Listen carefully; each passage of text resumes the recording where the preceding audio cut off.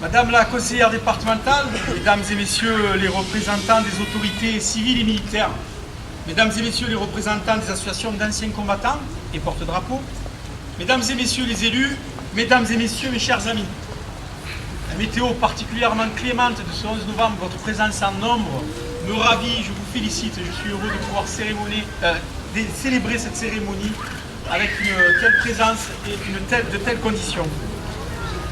Quand nous sommes arrivés par ici au mois de novembre, cette plaine, alors magnifique avec ses champs à perte de vue, pleine de betteraves, parsemée de riches fermes et jalonnée de meules de blé.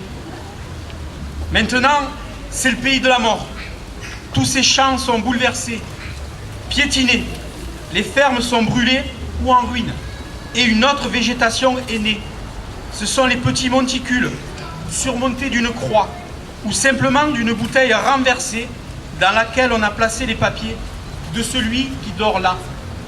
Ces mots sont ceux de Michel Topiac, 29 ans en 1914, fils d'ouvrier agricole du Tarn-et-Garonne.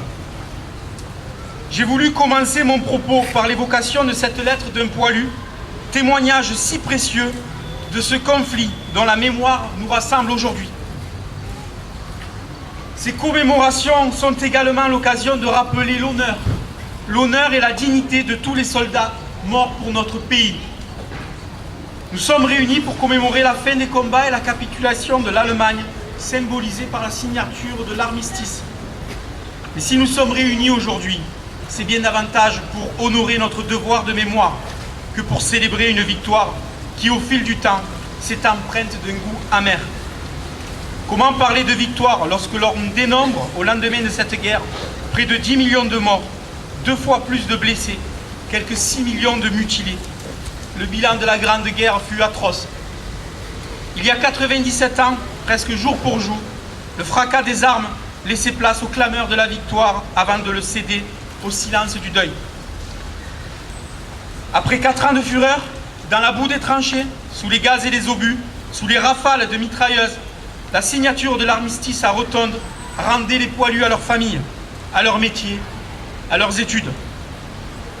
3 millions d'entre eux portaient dans leur chair, leur visage anéanti et leur corps meurtri, les stigmates du conflit le plus meurtrier que le monde avait jamais connu. Près d'1,5 million manquaient à l'appel. Parmi eux, ces noms gravés, comme le rappellent ces plaques devant lesquelles nous nous recueillons aujourd'hui. Tous nos soldats, partis des villes et des campagnes, dans l'enthousiasme de cet été 14, la fleur au fusil. Tous les combattants de ce conflit sont aujourd'hui disparus.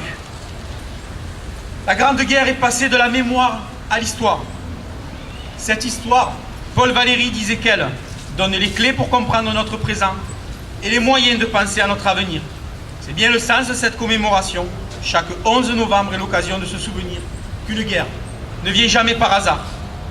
Le combat pour la paix n'a rien d'un combat d'arrière-garde. L'engagement des peuples représente au contraire une condition indispensable au maintien de la paix. Car en effet, la paix a été signée à Rotonde et des institutions internationales ont été créées pour garantir le dialogue entre les nations.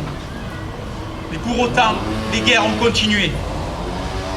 Les leçons du passé, nous les tirons chaque année ici même, en nous recueillant au pied du monument aux morts. Mais surtout, ces leçons, sachons les transmettre. Transmettons-les par les mots, par l'éducation. Nos enfants auront demain la responsabilité de notre héritage. Transmettons à nos enfants les valeurs de la paix. Souvenons-nous que l'expérience de la vie aide un homme à se bâtir, mais que l'expérience de l'histoire aide un peuple à se construire. Et je voudrais que l'on médite un instant cette phrase, convaincu, après la meurtrissure de la Première Guerre mondiale, que pour assurer au monde un avenir de paix, rien ne pourrait être plus efficace que de développer dans les jeunes générations le respect de la personne humaine. Ainsi, pourront s'épanouir les sentiments de solidarité, de fraternité humaine, qui sont aux antipodes de la guerre et de la violence. Restons vigilants et transmettons notre histoire. Vive la paix, vive la République, vive la France.